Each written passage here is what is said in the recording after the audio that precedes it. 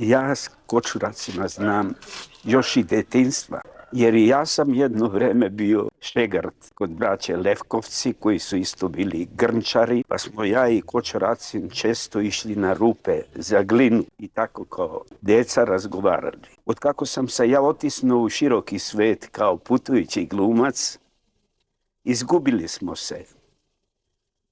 40. godine u Skoplju bila je na repertoaru predstava jedna koja se igrala na makedonskom jeziku, to se zvala Milion mučenika.